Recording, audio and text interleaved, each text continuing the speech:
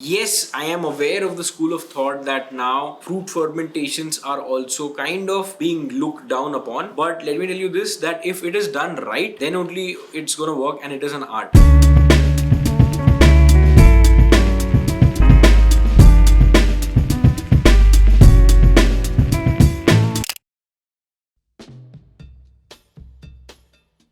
So processing in coffee, basically process is the way, is the method, or is the step by which the coffee will start getting into a consumable form. So that is the importance of processing. Processing basically means to get the green beans out from the cherry. So either by washing the cherry, either by drying the cherry, either by fermenting it with blah blah other things. That's what basically processing is.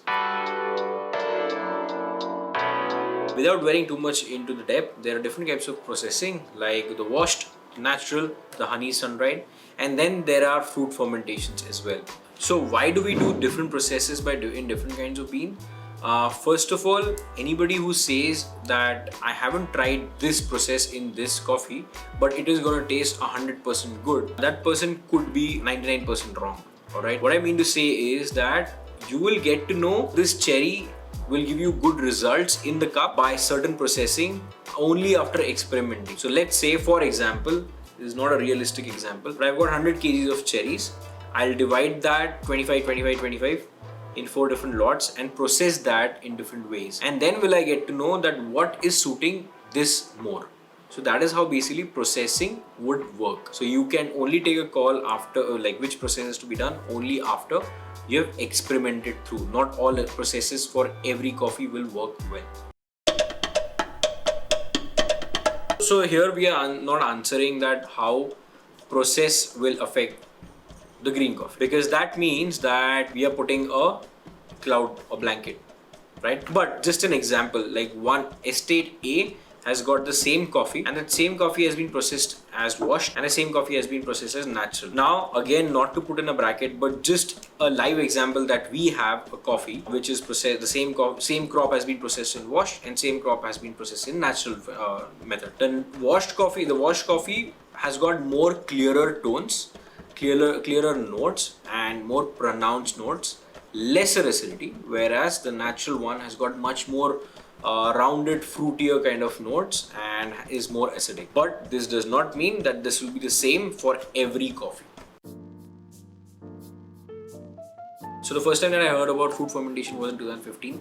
But the earliest that I've read about fruit fermentation goes back to 2006. What happens in fruit fermentation is coffee cherry, the red cherry, and freshly cut fruits are kept in probably bags and they are submerged in the water, or they're just dried up with the fruit slice cut together, so that the sugars of the fruit gets converted into alcohol, and then the sugars in the coffee and the sugars in fruits kind of combine and then produce a different flavor altogether. No, it is not easy, and no, it won't work with every coffee, and no, it cannot be replicated year and year and year again just without having calculations. You need to have your study right, only then can you get. I have tasted some of the coffees of fruit fermentation which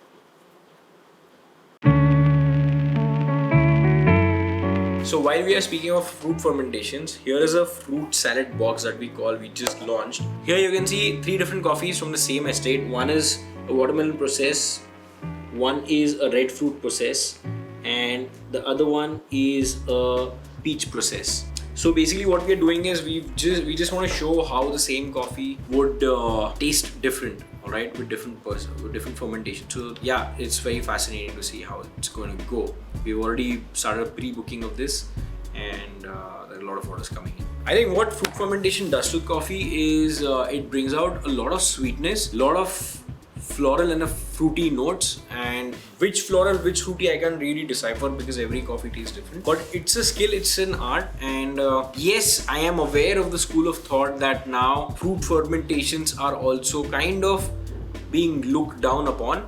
But let me tell you this, that if it is done right, then only it's gonna work, and it is an art, alright? It is a skill, it's not something that you can just condemn so easily, because the world is accepting this as a very complicated process. It's not a easy process. So yes, I am of the school of thought that the coffee in itself should be beautiful enough that you just process it well and the coffee is good. And that's why I said earlier that anybody who's trying to mask the flavor of the coffee, which is not good, by adding fruits, so that's not the right intention, and that's not how fruit fermentations would work.